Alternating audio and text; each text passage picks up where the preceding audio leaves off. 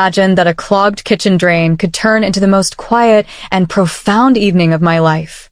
The late afternoon sun was cutting long, golden rectangles across the linoleum, and the air held the faint, sweet smell of the apple crisp I'd baked that morning, now cooling on the counter. The house was filled with that particular kind of stillness that only comes after decades within the same walls. It was a silence I was used to, a silence I had come to manage. But on that day, the quiet was about to be broken, and the stillness was about to shift on its axis, though I didn't know it yet. What happened next wasn't loud or dramatic. It was something far more lasting. I was 72 then, a widow for 9 years. My days had settled into a gentle, predictable rhythm that I both cherished and, if I was honest with myself, sometimes found a little too roomy. Mornings were for tea and the crossword. Afternoons for a walk or tending to the small garden my husband, Robert, had loved so much. The evenings were the longest stretch, filled with the murmur of the television and the occasional creak of the floorboards, sounds that seemed to measure the emptiness. The drain had been slow for days, a stubborn gurgle that refused to clear. I tried the usual remedies, but it held fast. A small frustration, but a necessary one to solve. I found the number for a local handyman service tucked in a drawer, a relic from when Robert was here to handle such things. My hand hovered over the phone for a moment, a familiar flutter of reluctance at inviting a stranger into my space. But the quiet necessity won out. I made the call. He arrived an hour later, just as the sun was beginning to dip below the rooftops. I opened the door to a man who looked to be in his late 50s, perhaps early 60s. He had a calm, unhurried way about him, carrying his worn canvas tool bag not like a burden, but like an extension of his arm. His movements were deliberate, his voice soft when he introduced himself as Thomas. He had kind eyes, the kind that held a gentle, patient light, and when he stepped inside, he didn't fill the space with noise or energy, but with a quiet, attentive presence. I showed him to the kitchen sink, the late light catching the stainless steel. As he knelt to look under the cabinet, I noticed something I hadn't expected. His hands, though calloused from work, moved with an unusual tenderness as he arranged his tools. The sound of the cabinet door opening, the clink of metal, a soft, focused sigh. These were the new sounds in my kitchen. I should have moved to the living room, given him space, but I found myself lingering. I busied myself, putting the kettle on for tea.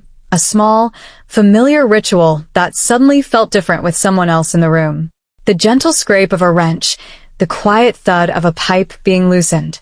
The room, which had felt so spacious moments before, now seemed to hold us both in a smaller, more intimate circle. I wiped down an already clean counter, straightened a stack of mail. I was acutely aware of the rhythm of his breathing, a steady, quiet presence just a few feet away. The loneliness of the house seemed to recede, not gone, but held at bay by this simple, shared occupation of space. He worked patiently for several minutes, the task requiring pauses to check the flow, to test the seal. During one of these lulls, the silence stretched, but it wasn't uncomfortable. He glanced up, his gaze taking in the small kitchen, the window box of herbs outside. "You keep a lovely home," he said, his voice low. "It has a peaceful feeling." "Thank you," I replied, a little surprised by the observation. It was my husband's pride. The garden especially. "I can see that," he nodded, looking back at the pipes.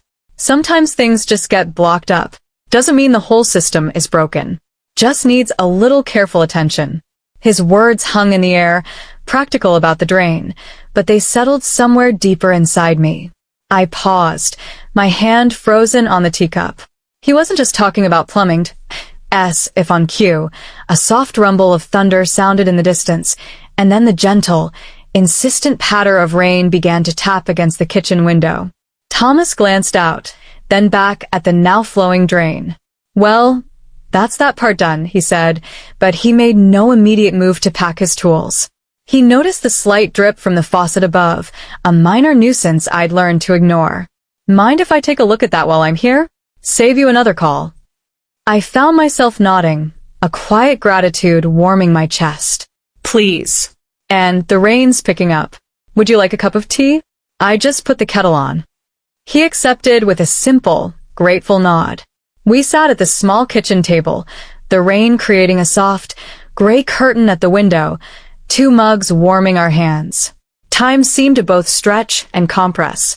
The ordinary evening outside felt a world away. The tea and the steady drumming of the rain loosened something. We talked of small things first, the unusually warm autumn, the old oak tree in the yard. Then he asked, gently, if I had lived here long. All my adult life, I said. It's just me now, though.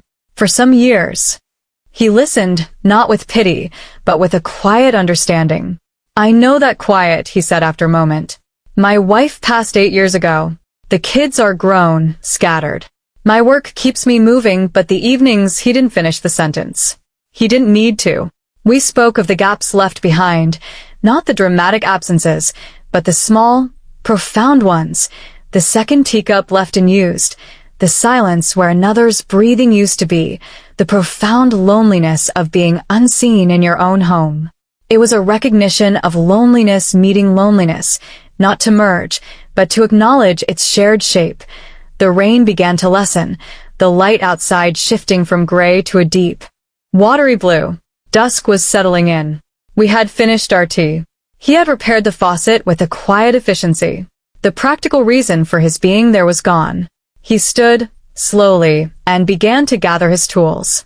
He moved to the sink to test his work one final time, and as he turned back, his hand, still warm from the teacup, gently found mine. It wasn't a lover's grasp, but a brief, firm, and knowing pressure. A quiet acknowledgement. It lasted only a moment, but in that touch, I felt a shock of profound recognition. It was the feeling of being truly seen, not as a widow, not as an elderly woman alone in a large house, but as a person, present and real in that quiet kitchen. He zipped his tool bag, the sound final. Should be good now, he said, his voice the same soft tone as when he arrived. If that drip comes back, you have my number. He hesitated, then added, I do odd jobs all over this part of town. It's a good way to see old neighborhoods. I walked him to the door. The rain had stopped, and the evening air smelled clean and damp. Perhaps you'll let me know how the garden fares next spring, he said, a statement that was also a question.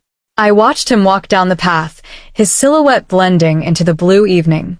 I closed the door and leaned against it, the cool wood solid at my back. I looked at the kitchen sink, gleaming and silent. The drain was fixed, yes. But I understood, standing there in the restored quiet, that something else had been repaired, too.